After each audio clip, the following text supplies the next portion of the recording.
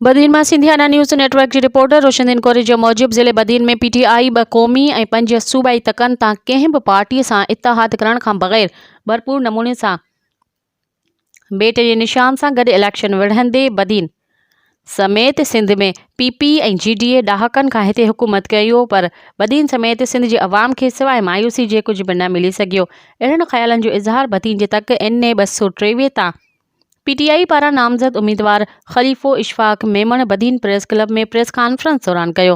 हुन जो वफ़ाक़ी हुकूमत के एहसास प्रोग्राम की रक़म के घटाए 12,000 मां 8,000 कया विया आहिनि। PTI जे 3.5 साला दौरे इक़्तिदार में मुस्तहक़ीन के घर वेठे पैसा मिलंदा हुआ, पर हींअर उन्ही मुस्तहक़ीन के ख्वार करे पोइ पैसा ॾिना था वञनि।